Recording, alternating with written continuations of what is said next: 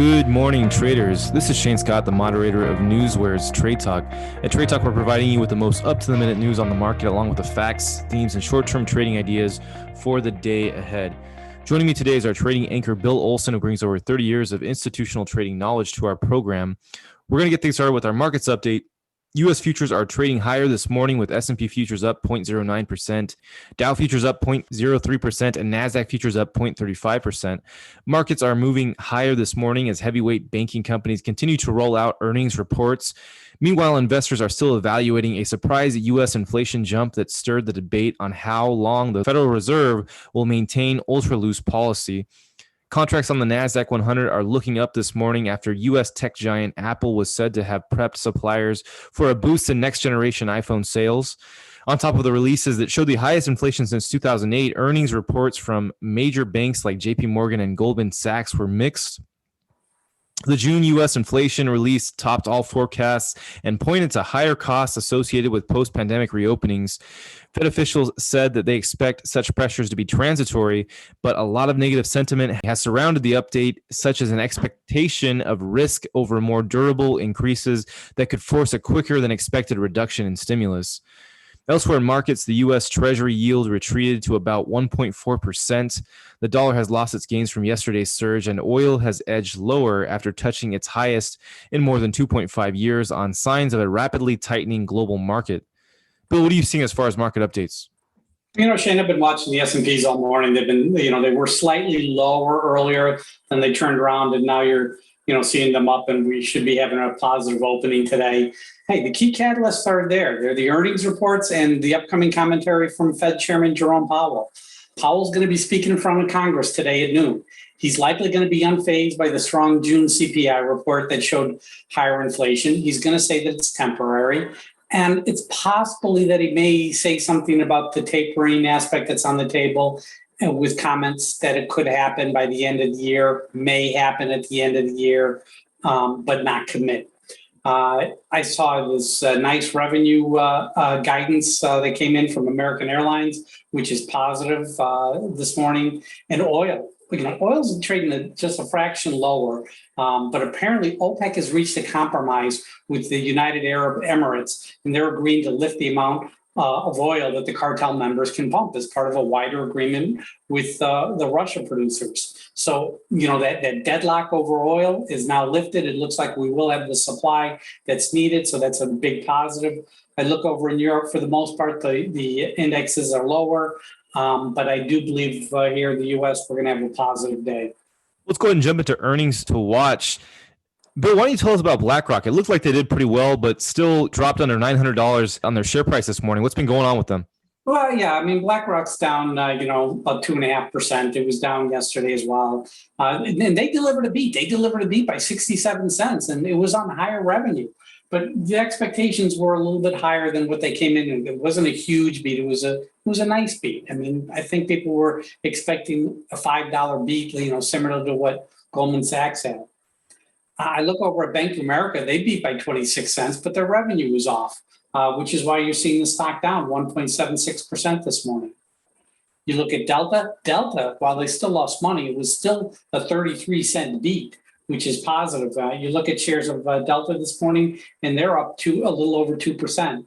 And Wells Fargo, they beat by 41 cents on higher revenue, and the stock's up 0.81% this morning. How about insights as far as upcoming earning announcements? Really looking forward to United Healthcare. Let's ticker UNH under Nancy Herald. The EPS estimate is $4.43. The expected move here is $2.40. The expected move here is 2.45%. Morgan Stanley, another one whose earnings are coming out tomorrow. Their EPS estimate is $1.65, and the estimated move there is 3.15%. Ticker CTAS, Charlie Tom Apple Sam.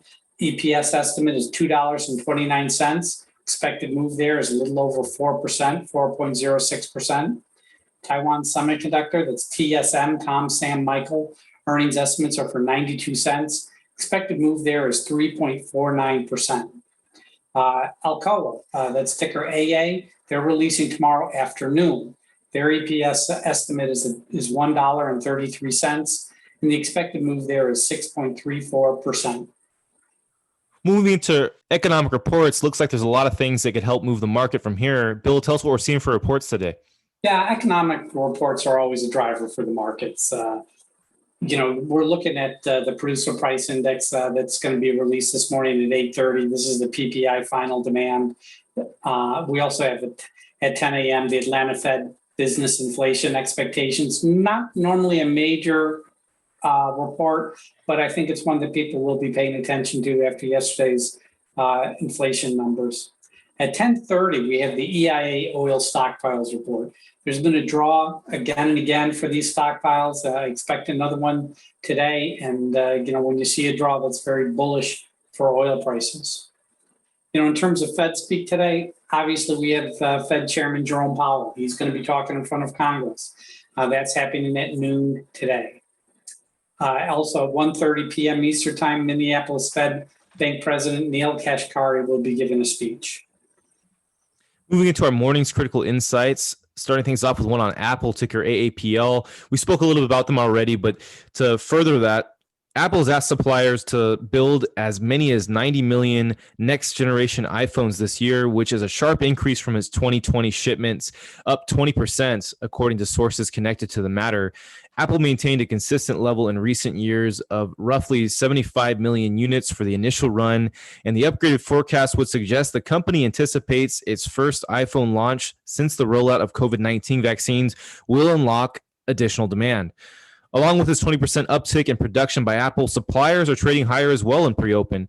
Off of the positive news, this includes Skyworks, ticker SWKS, Cirrus Logic, ticker CRUS, Jabil, ticker JBL, Texas Instruments, ticker TXN, Micron Technology, ticker MU, Broadcom, ticker AVGO, Lumentum, ticker LITE, and Qorvo, ticker QRVO.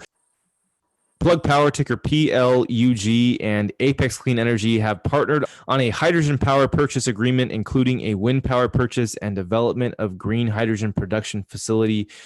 Plug share price is up 0.65% in pre-market. In other news, Metek 3D, ticker MITC, and Tivtom have signed an LOI to cooperate in a joint development of cultivated meat products with an emphasis on cultivated pork development. Metek's share price is up 0.68% in pre-market. Some SPAC news, Wheels Up, a private aviation company, is set to become New York Stock Exchange listed through a SPAC merger with Aspirational Consumer Lifestyle Corp, that's ticker ASPL, and will trade under the ticker symbol UP, ticker UP. Some more SPAC news. Slam, ticker SLAM, and Italy's Panini Group are reportedly in discussions for a potential merger. The combined company could have an enterprise value of at least $3 billion. The due diligence process is reportedly currently underway. News on the Dollar General, ticker DG. The company plans to hire up to 50,000 employees between now and Labor Day. This effort will go to support DG's currently anticipated 1,050 new stores opening in 2021. Dollar General's share price is up 1.35% in pre-market. News on Yelp, ticker YELP. Yelp is launching an audience advertising platform called Yelp Audiences. The platform will offer location-based, direct-to-consumer, consumer packaged goods, and online advertisers to reach Yelp's audience. News on Eli Lilly, ticker LLY. Eli Lilly has acquired private biotech company Protomer Technologies for $1 billion. Lilly's share price is down 0.07% in pre-market. News on Broadcom, ticker AVGO. The company's talks to acquire SAS Institute ended after the latter's founders changed their minds about selling the software firm. Lastly, for me, one on Sumitomo Mitsui Financial. The company has struck a deal to acquire 5% stake in Jefferies Financial Group, ticker JEF, in exchange for a $380 million investment in the U.S. investment bank. Jefferies share price is up 3.51% in pre-market. Bill, what are you seeing as far as this morning's news? Well, Shane, I break my news alerts down into specific segments for industries as well as events. I follow this FANG sector very closely because that really is a key indication of how the S&Ps are going to trade. The S&Ps is a market cap weighted index, and the FANG stocks really have very high market caps, which means moves in those stocks will really determine the direction of the S&Ps during the day. And you look at Apple and the FANG industry, as you mentioned, that they're boosting the iPhone production this year by 20%. I also see JP Morgan added it to its focus list. Citibank is coming out saying, hey, the estimates are too low. So it's clear skies for Apple. Amazon, ticker AMZN, Apple, Michael, Zebra, Nancy. Amazon's unveiling their Kindle Vela, which is a serial stories. And the first 3 episodes of every story are going to be free. If you want to read and finish the story, then you have to pay for it by using their tokens. Facebook, there's a news out there that's saying that there are some certain Facebook employees who are exploiting Facebook's data for personal use. And those Facebook's coming out and saying those employees are no longer with the company. I see the Vietnamese government is seeking to increase scrutiny of live streaming content on social media. This may affect Facebook and Google today. Going over to my Dow 30. And this is one on Boeing, ticker BA. Apparently Airbus took an unusual action by holding clients to contracts last year during the pandemic. That's not really positive, because the fact of the matter is that it was a pandemic. It was force majeure, act of God.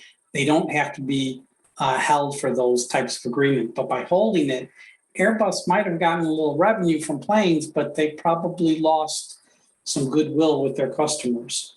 Goldman Sachs, I'm seeing multiple price increases coming in this morning. And let's look over at the options market for a second here. The airlines are really going to be on watch this morning. I'm expecting to see some real positive option flow in Southwest Airlines, ticker LUV, Larry under Victor, United Airlines, ticker UAL, American Airlines, ticker AAL, Delta Airlines, ticker DAL, and of course Boeing, which is ticker BA. In terms of guidance news that I want to alert everyone to is on American Airlines, because this is a real shot across the bow. They're one of the largest U.S. carriers, and they reported that they expect to report an improvement in pre-tax profit margins for the second quarter on better than expected revenue and cost per available seat miles. Revenue at the Fort Worth, Texas-based company is forecasted to be down by almost 38%, which sounds horrible, but you got to remember, the previous update was down 40%. So that's actually an uptick. So that's very positive. You saw what Delta Airlines did. So yeah, the airlines are looking good. They're looking strong, and we should see some nice movements in the airlines today.